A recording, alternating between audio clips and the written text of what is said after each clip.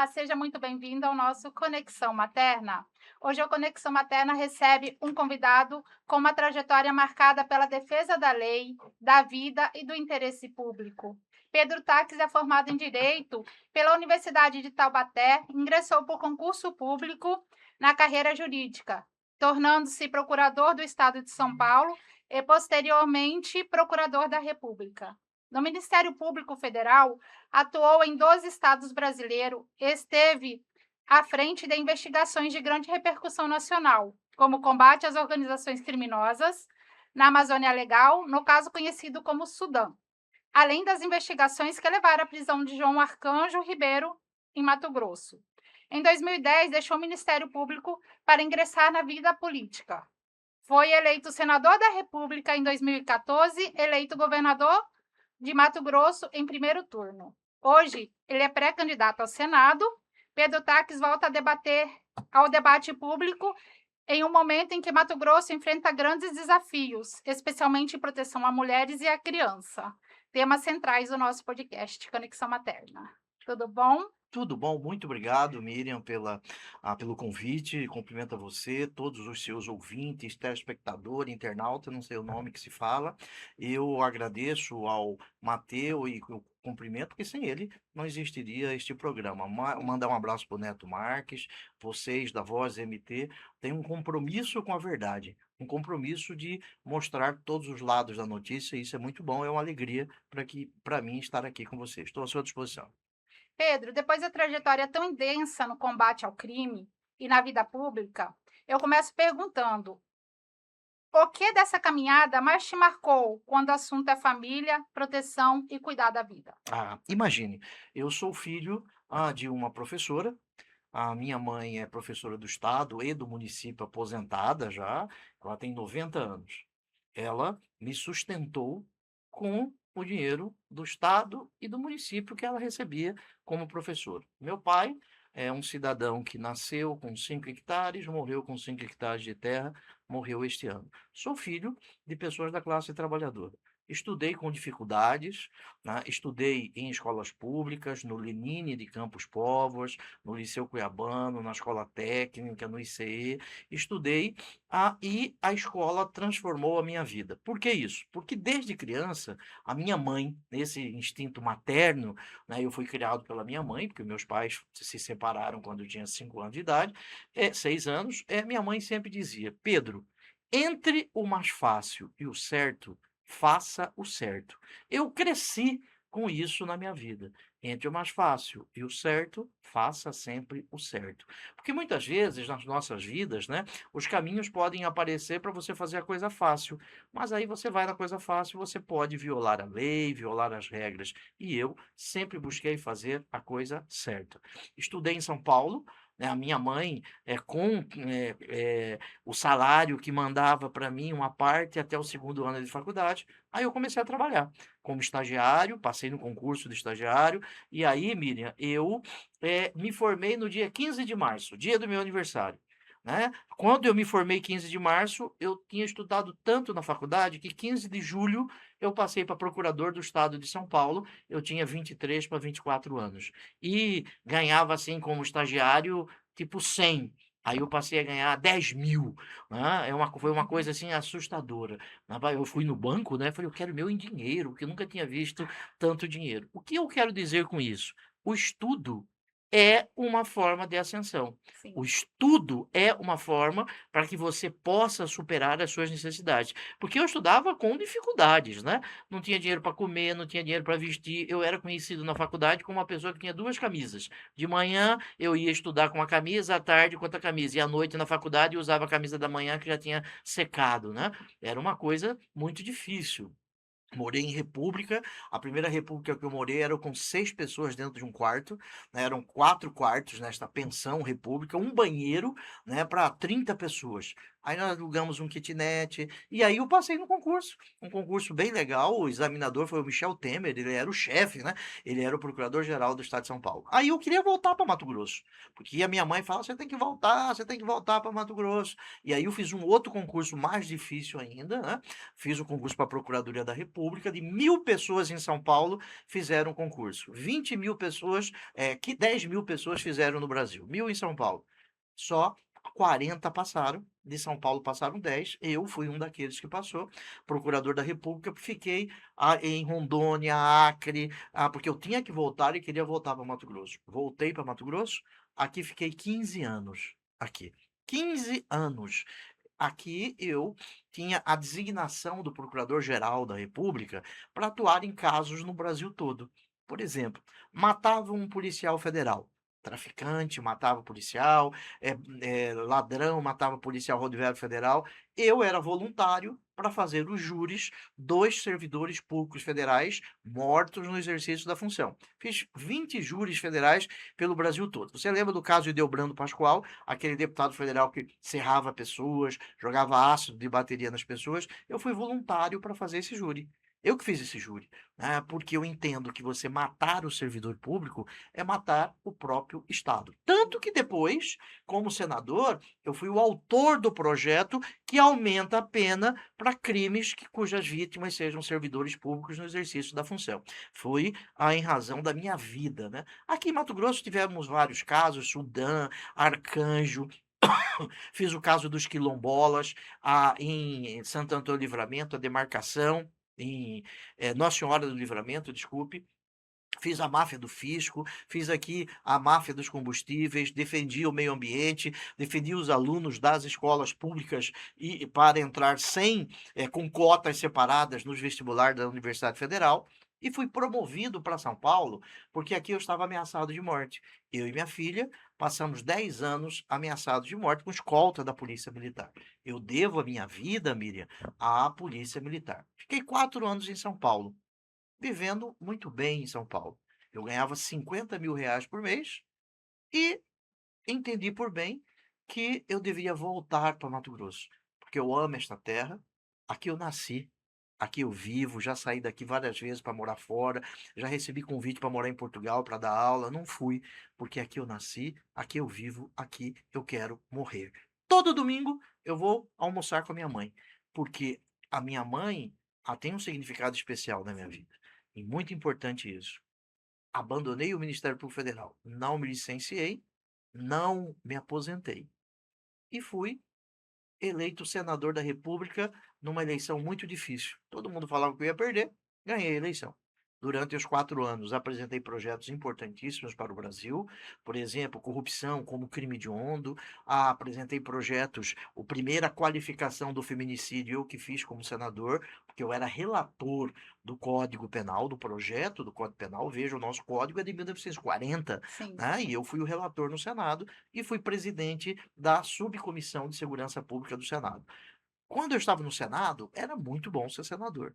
Mas, aqui em Mato Grosso, Miriam, nós tínhamos uma facção criminosa dentro do Poder Executivo, Silval Barbosa, roubou R$ 1 bilhão. E uma facção criminosa dentro da Assembleia Legislativa, Riva, roubou R$ 600 milhões. Eu não estou chutando. Eles que falaram isso e fizeram uma delação. Ninguém queria ser governador. Mauro Mendes não queria, Piveta não queria, Percival não queria, porque era uma bucha que o futuro governador enfrentaria. Inclusive, depois da Copa do Mundo, que o dinheiro foi roubado, as obras inacabadas, VLT inacabado. Muito bem. Eu fui candidato ao governo. Deixei 4 anos no Senado.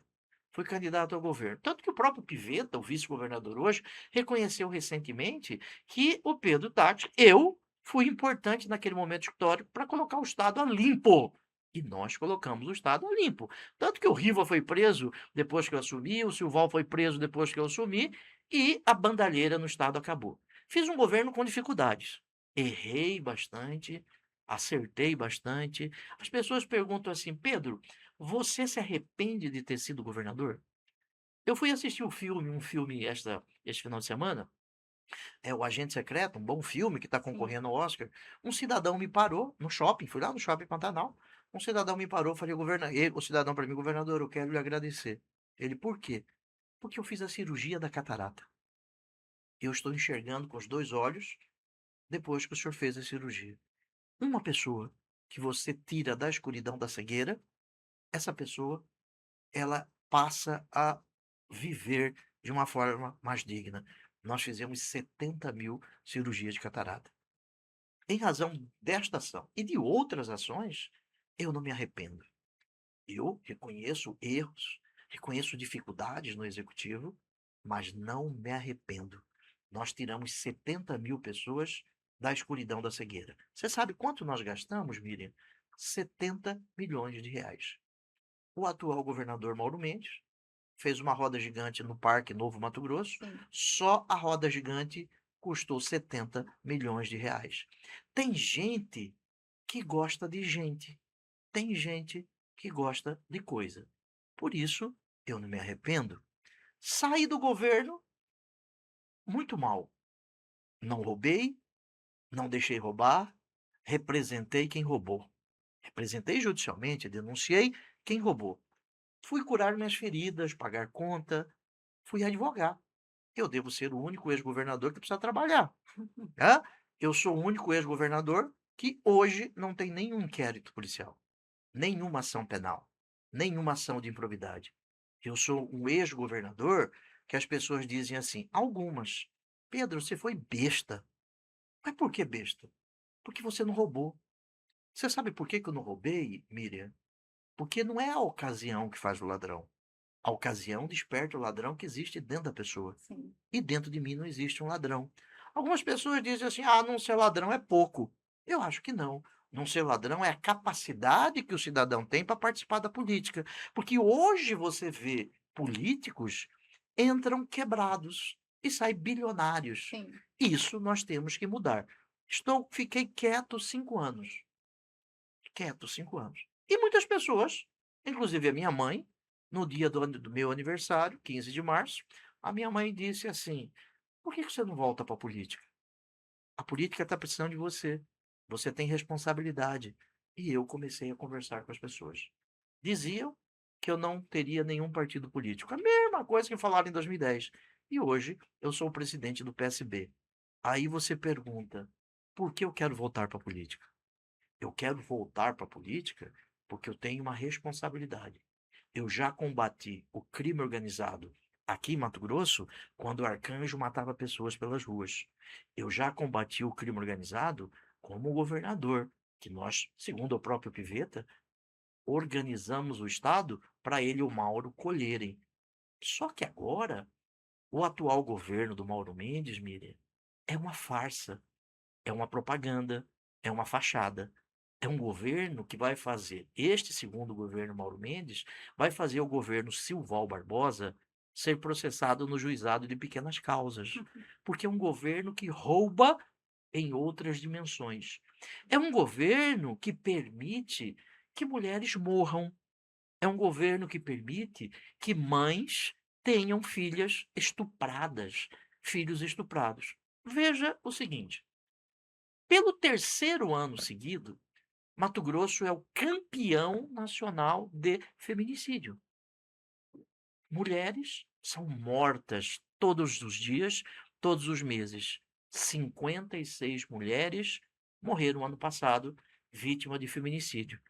Quantas mulheres foram violentadas, estupradas? A capa da Gazeta de hoje mostra isso.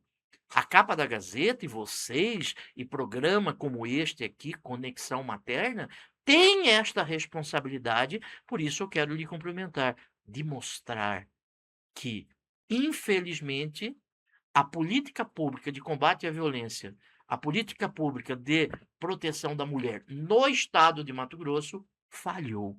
E o responsável é o Mauro Mendes. Mato Grosso lidera, né, como o senhor falou, pelo terceiro ano seguido, o ranking de feminicídio. Como o senhor interpreta esse dado tão alarmante? Com vergonha,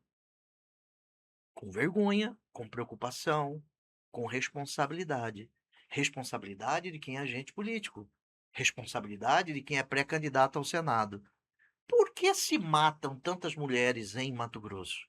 No Brasil também o feminicídio aumentou. Nós temos que falar a verdade. Mas aqui em Mato Grosso, nós tivemos 12% de aumento, quase 13% de aumento. Por que isso? Porque o Mauro Mendes é um ignorante em se tratando de segurança pública. Por que ele é ignorante? Ele não investe em formação humana. Ele não investe em efetivo da polícia. Em 2016, Mato Grosso tinha 8.400 policiais militares. Em 2016. Hoje, 10 anos depois, nós temos 6.300 policiais militares. A culpa disso é do Mauro Mendes. Por que o Estado cresceu populacionalmente e não houve aumento do efetivo da Polícia Militar? Ah, Pedro, mas a Polícia Militar evita crime? Sim, a Polícia Militar exerce um policiamento ostensivo, preventivo. Ele impede a prática de crimes. Muitas vezes, no momento em que um cidadão vai entrar numa casa para matar uma mulher e ele vê passando perto um policial militar, ele não comete esse crime. Porque tem a função de evitar a prática de crimes. E aqui em Mato Grosso não existe esta política. Então, a falha principal, ele está no Estado, está na lei ou na cultura de violência? Eu vou falar sobre esses 3 pontos que são importantes. A primeira falha está no Estado. O Mauro Mendes terminou ano passado o 7º ano do seu governo. Ele vai sair do governo daqui 2 meses. 7 anos. Eu tive 4 anos de governo. Ele já terminou o 7º. Em dezembro, ele inaugura lá no Palácio, com festa, coquetel, salgadinho, sucos, ele inaugura uma sala de combate ao crime contra as mulheres. Eu pergunto, em dezembro do ano passado, ele estava tomando posse? Não. Por que ele não fez isso antes? Ele não fez isso antes porque depois da porta arrombada, aí você quer colocar tranca. Aí ele fez a propaganda da tolerância zero. Mas quantas mulheres morreram? Quem conduz a política estadual de combate à violência contra as mulheres é o Mauro Mendes. E esta política falhou. Falhou em vários sentidos. Primeiro sentido que eu trouxe aqui é referência. 1, falta de efetivo da polícia. 2, falta de inteligência policial. Você tem que investir na inteligência. A Polícia Judiciária Civil no estado de Mato Grosso é uma polícia competente. Resolve os feminicídios, porque a maioria dos feminicídios, os agentes, os autores são identificados. São parentes, são amigos, são pessoas conhecidas. Mas a Polícia Civil também não tem estrutura. A maior parte das pessoas que exercem funções na Polícia Civil não são concursadas, são contratadas ou estagiário. Isto é uma falha. E nós temos alguma política pública das escolas para evitar a cultura do machismo, da misoginia, evitar que o aluno ele possa crescer entendendo que bater em mulher é normal? Nós não temos isso. Nós precisamos desta política pública que, infelizmente, o governo do estado falhou. Tanto que falhou que não há estado no Brasil que tem mais feminicídio sobre isso. E nós, homens, temos responsabilidade nisso. Eu fui criado por uma mulher. Eu já fui casado. Eu tenho uma filha, só uma filha. Eu digo para minha filha, ensinei para minha filha, não é não. O que significa isso? Não permita que ninguém contrarie o seu não.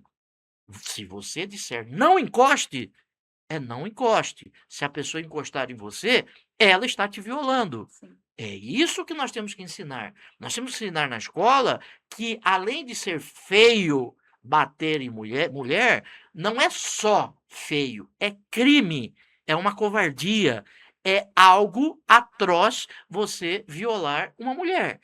Isso tem que ser ensinado desde o ensino primário, mas em Mato Grosso essa política pública não funcionou.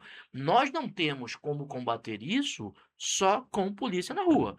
Precisamos de mais polícias, precisamos de políticas públicas que a responsabilidade é do Mauro Mendes E precisamos, sim, de mudanças legislativas que já estão sendo feitas. Foi aprovado que feminicídio 40 anos. Nós vamos passar para 50, 100, 70. Só isso não vai resolver. Só isso não vai resolver. E o cidadão, depois de preso, tem que ficar preso. Sim. Ele tem que ficar preso. Infelizmente, ele é preso e sai. Isso tem que ser mudado na lei.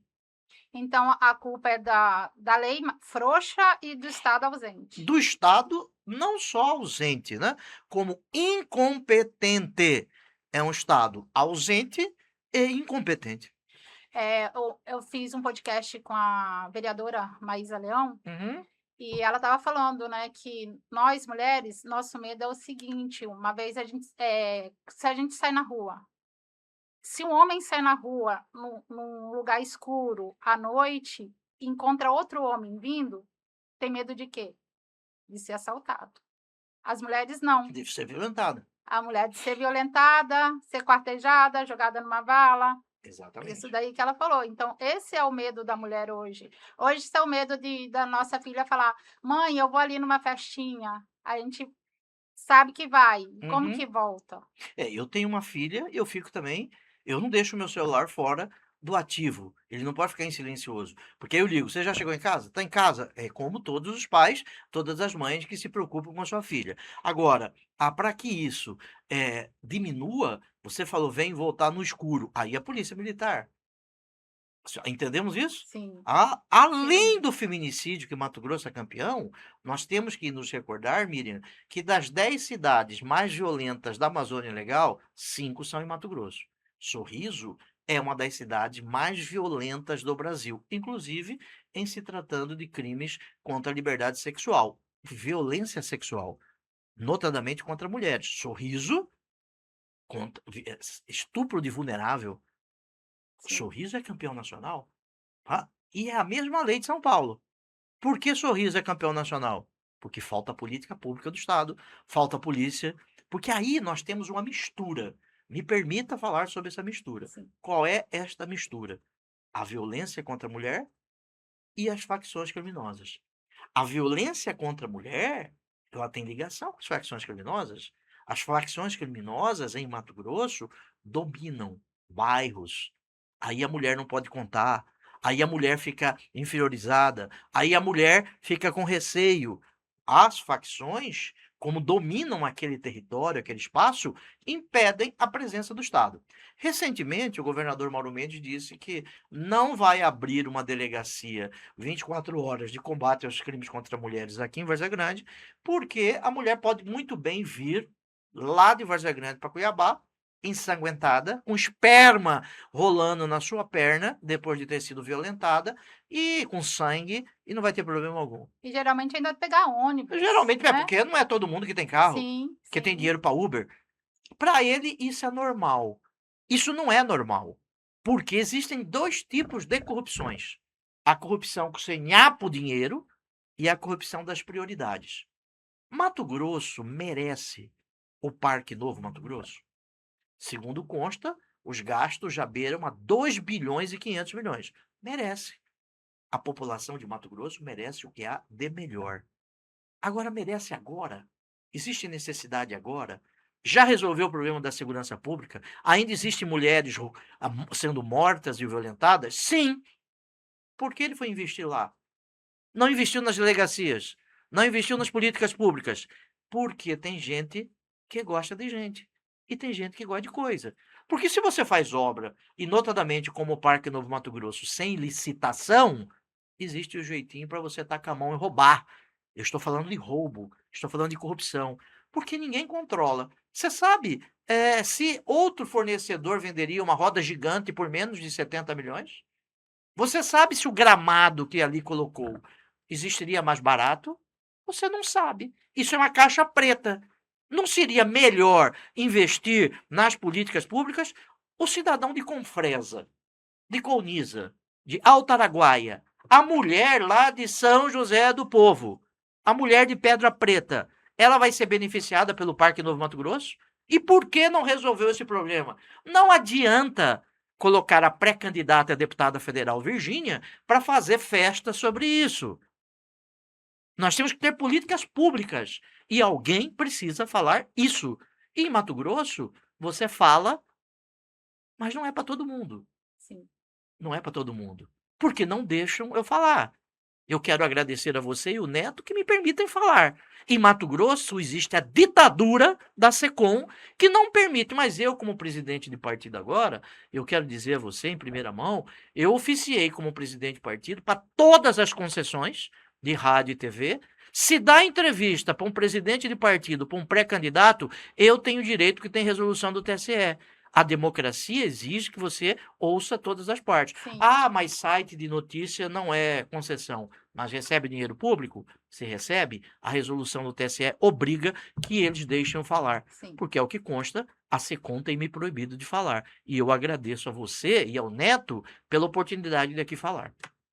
E a rede de proteção, delegacia, assistente social e judiciário, funciona de forma integral em Mato Grosso? Não funciona de forma integral. Você vê a Patrulha Maria da Penha, o número é insuficiente, né? O número é insuficiente. A delegada Janaíra, né? Ela faz um grande trabalho, eu quero ressaltar a importância do trabalho dela. O Ministério Público Estadual tem um grande trabalho sobre isso. Agora, você precisa que o Poder Executivo cumpra a sua função. A sua função é colocar polícia na rua, ensinar nas escolas, fazer com que o jovem que esteja na escola e aquele que está fora da escola, não sei como vai ensinar, porque Mato Grosso tem hoje 35 mil jovens de 15 a 17 anos fora da escola. 35 mil. Nós só ganhamos, desculpe, só perdemos para Roraima. Esses 35 mil nem estuda nem trabalha, nós temos que trazê-los. É isso que uma política pública deve fazer. E fala que Mato Grosso está em um dos primeiros lugares de ranking das escolas. Essa é mais uma fraude. Eu vou lhe dizer por quê, se você me permitir. Sim. E como é um programa voltado para a maternidade, Sim. as mães precisam se atentar a isso. Quando eu assumi o governo do estado, Mato Grosso era o 26º estado pior colocado em educação. Eu entreguei o governo do estado em 23º. Em 4 anos, com dificuldade, superamos isso. Você anda pelo estado, anda aqui pela capital, você vê uma propaganda do governo Mauro Mendes, um foguetinho, já viu? Sim. Propaganda tem em todos os lugares. Que o estado de Mato Grosso está em 8º lugar. Sim. Isto é uma fraude. Isto é uma mentira. Isto é uma propaganda. Sabe por que Mato Grosso está em 8º lugar? Porque Mato Grosso é o único estado do Brasil que não reprova nenhum aluno. Então, a senhora que é mãe, o senhor que é pai, o seu filho está entrando na escola e está saindo sem saber nada. O Mauro Mendes está roubando uma geração de mato-grossenses. Além de não reprovar, porque tem aprovação automática, não contam as faltas. Recentemente saiu no jornal um cidadão que estava preso porque é ligado a uma facção e passou de ano, durante o ano todo faltou. Por quê? Não conta a reprovação, ninguém reprova, e não conta a falta. Você pode faltar à vontade. Aí os índices melhoram. Porque todo mundo passa, mas não sabe nada. Não sabe ler, não sabe escrever, não sabe não sabe somar, dividir, multiplicar, subtrair. Não sabem isso. Aí fica fácil. Se você ouvir qualquer profissional da educação no estado de Mato Grosso, qualquer um, eles vão dizer que isto é uma farsa. Se você pegar os dados do INEP, são a prova da fraude que o Mauro Mendes fez no estado de Mato Grosso. E que política pública realmente salva a vida de mulheres em situação de violência? Que política pública? O estado de Mato Grosso colocar mais polícia na rua, o estado de Mato Grosso não só fazer propaganda, o estado de Mato Grosso criar programas dentro das escolas para ensinar para que você ofender a mulher, isso não é certo, para que nós possamos afastar sociedades machistas, para que nós precisamos de cultura, porque a cultura não é só a polícia que vai mudar isso, para que nós tenhamos redes integradas para a proteção da mulher. Porque a primeira vez que a mulher vai numa delegacia, que ela apanhou, que ela foi ameaçada, ela já tem que ter acompanhamento do psicólogo, de assistente social, o Ministério Público já tem que saber disso, porque senão, se ela volta, se ela emocionalmente é envolvida pelo maridão, é emocionalmente envolvida pelo companheiro, ela não vai voltar à delegacia. Aí o segundo evento pode ser a morte dela. Nós temos que evitar a morte. Depois da morte, não adianta resolver. Temos que resolver os inquéritos. Mas depois da morte, ela já morreu. A mãe já ficou sem a filha. Isso que em Mato Grosso está falhando. Não é só propaganda. O Estado faz propaganda, coquetéis e festa. Pedro, crimes sexuais contra a criança causam revolta e medo nas famílias. O senhor acredita que o Brasil protege de fato suas crianças? Não acredito. Por que não acredito? Desde 1990, nós temos o Estatuto da Criança e do Adolescente. Desde 1988, a Constituição fala na proteção integral da criança. Proteção integral da criança. Agora, a mãe, o pai, também tem um pouco de responsabilidade aqui. Não é isso? Um pouco de responsabilidade de ficar atento. Atento a sinais. A Sim, criança muda de personalidade, a criança fica mais arredia quando é entregue a um familiar, a criança fica raivosa, a criança fica trancada no quarto, a criança começa a fazer desenhos estranhos. Ficar atento, não deixar sob a responsabilidade. Criança não é para sentar no colo de adulto. Criança, mas é pai, é mãe. Não é para sentar no colo de adulto, de padrasto, de tio mais velho. A mãe, o pai, tem que ficar em cima disso. Criança tem que ser cuidada. A mãe e o pai também não pode sexualizar a criança com roupas, com vestimentas que não são vestimentas compatíveis com aquela idade. A sexualização da criança, ela desperta também esses momentos. Então, nós temos que ficar atentos 24 horas. 24 horas, não deixar seu filho com qualquer um. Mas eu preciso trabalhar. Precisa trabalhar sim. Aí o município, o estado, precisa de creche, sim, porque a mãe solo precisa trabalhar, ela precisa viver. Não é isso? Ela sim. precisa trabalhar, viver, e não tem creche. Então, políticas públicas para isso. Agora, o pai e a mãe têm que ficar 24 horas atento. E pai e mãe acreditar na criança, né? Que tem muita criança que chega para a mãe e fala: olha, o padrasto, o tio Sim. mexeu comigo, e a mãe fala: você tem certeza? É uma pergunta que você não pode Não, fazer é para a é uma criança. pergunta que existem pessoas especializadas Sim, para que isso possa ser sim. desvendado. E o senhor, como ex-procurador da República, o que mais falha no combate à pedofilia? Investigação, punição ou prevenção? O que mais falha aqui, leis nós temos. Sim, Não adianta falar, pena de morte para pedófilo. A Constituição veda, pena de- proíbe pena de morte.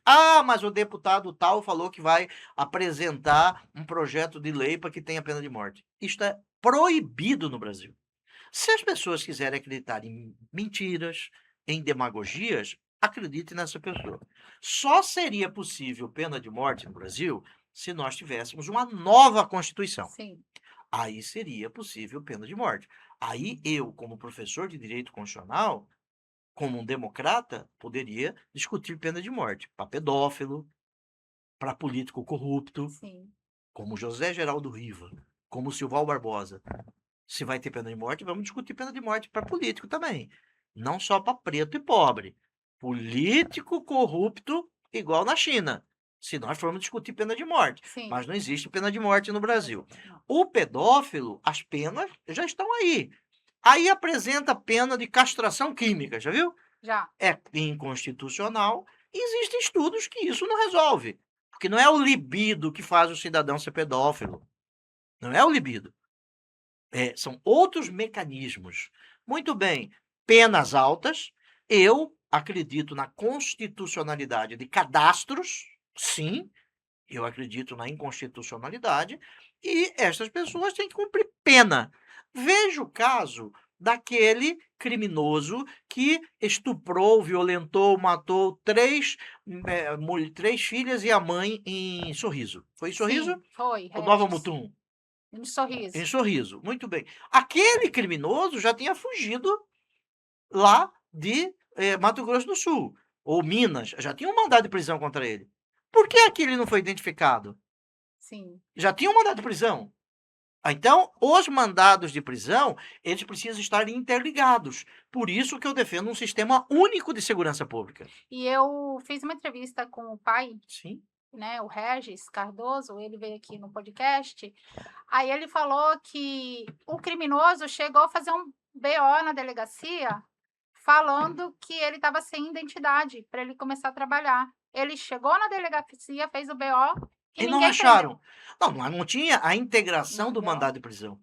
Por isso, eu defendo o Sistema Único de Segurança Pública. Aí ele fala até que se tivesse um cadastro, Seria identificado. seria identificado. Ele seria identificado e seria preso, e E não essa teria coisa acontecido. não teria acontecido. Mas, no Brasil, falta muito para que isso seja resolvido. Quando eu fui senador, como presidente da Comissão de Segurança Pública, nós buscamos o cadastro único Sim, ou o Sistema Único de Segurança. Por exemplo, existe o Sistema Único de Saúde? Sim. sim, Se você tem um cartãozinho do SUS, lá já sabe as consultas que você teve, os exames que você. É a mesma situação. Agora, as polícias não se conversam. Elas não falam, entre aspas, uma com as outras. Nós temos vários cadastros do Brasil que está sendo unificado. Precisa ser unificado. É um sistema único de segurança pública. Então o senhor defende criação de cadastro nacional de pedófilos para Sim, predadores sim, sexuais? sim, sim. E o presidente Lula tem um cadastro feito pela Margarete Busetti. Ela fez uma lei sobre Uhum. isso.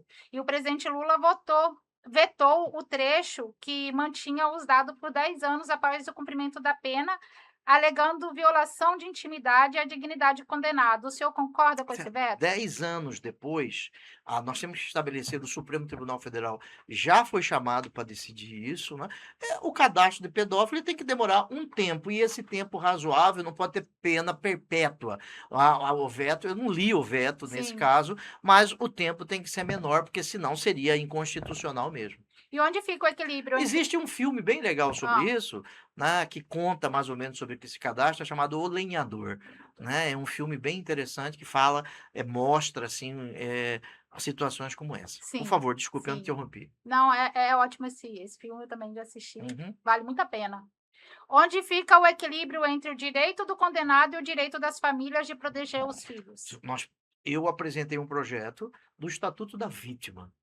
A vítima também tem direitos. Sim, A vítima não pode ser esquecida.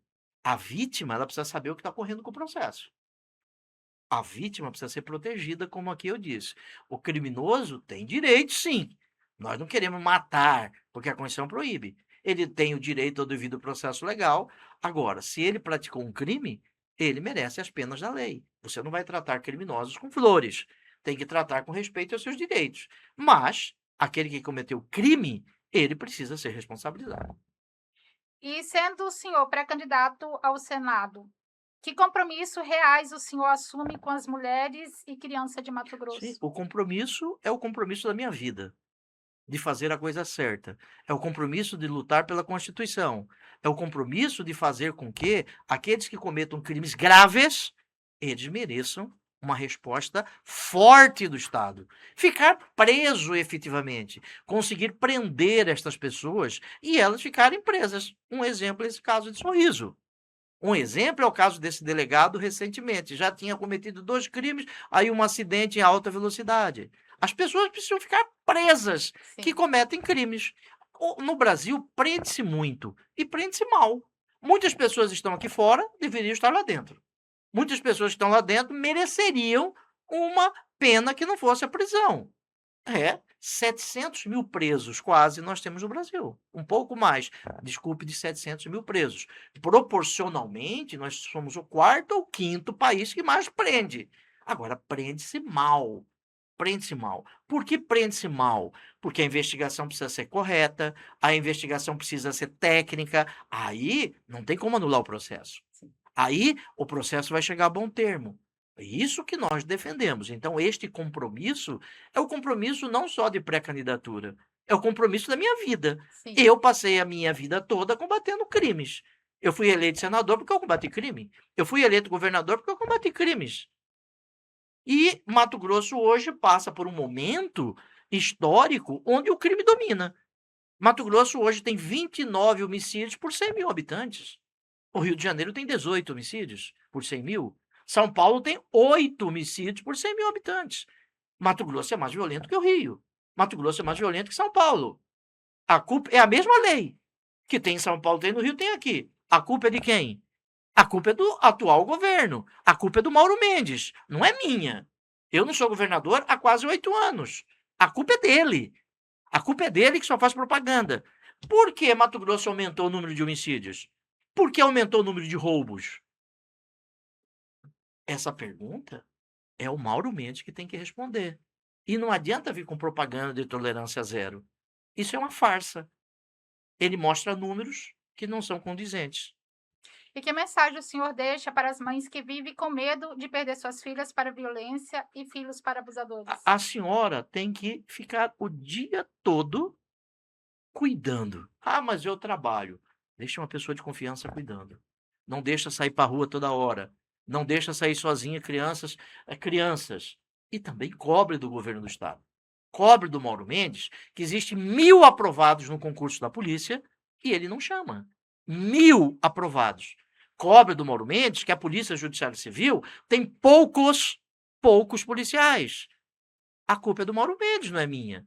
Cobre do Mauro Mendes por que o sistema penitenciário de Mato Grosso virou uma telemate, um home office do crime. A maior parte dos crimes graves são ordenados de dentro das penitenciárias.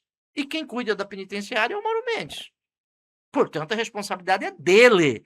Ah, sim, está fazendo o Parque Novo Mato Grosso. A senhora prefere o Parque Novo Mato Grosso ou uma delegacia de combate a crimes contra as mulheres?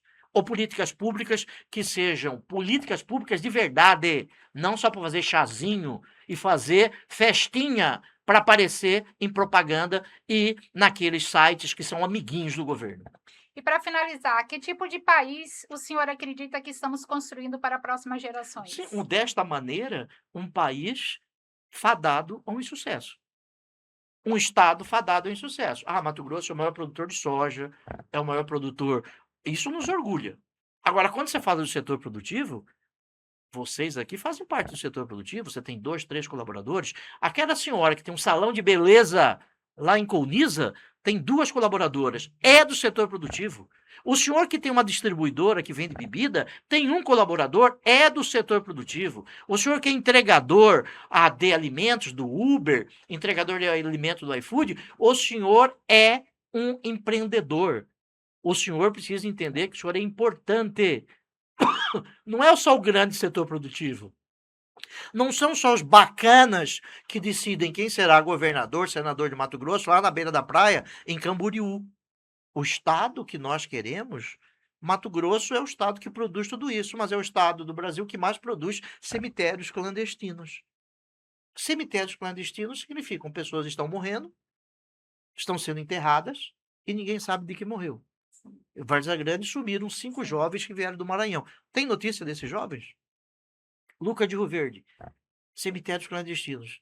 Um sócio do escritório, Ciro Rodolfo, escreveu um artigo recentemente, e está aí nos sites, dizendo que 6.000 pessoas desapareceram em Mato Grosso de 2004 para cá, 2024, não foram encontradas. E ninguém fala nisso. Essas pessoas foram mortas por facções? Não é o México, não é a Venezuela, não é a Colômbia, é Lucas de Rio Verde. Terra do vice-governador, é Várzea Grande, é Cuiabá, Rondonópolis, 13 corpos. Há 10 anos atrás, você ouvia falar disso? Corpos cortados? Uma jovem artista negra foi encontrada com um pedaço de cimento dentro do rio Cuiabá. Essas pessoas estão morrendo. E ninguém fala nisso.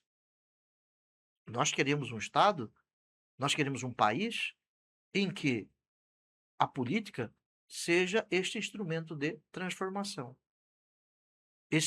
Nós queremos discutir isso com pessoas que pensem diferente de mim.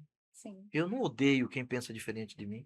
Você entrevistou recentemente o Galvão. Sim. Ele pensa diferente de mim, mas eu respeito o pensamento dele. Não quero matá-lo. Eu quero convencê-lo. Sim. É assim que é feita a política. Mas, infelizmente, o Brasil hoje vive um momento em que a violência é defendida pela política. Nós precisamos de propostas. Agora, nós precisamos pegar os criminosos. Não só os pretos e pobres. Não só facções de bairros mais pobres. Eu quero facções que moram nos condomínios fechados.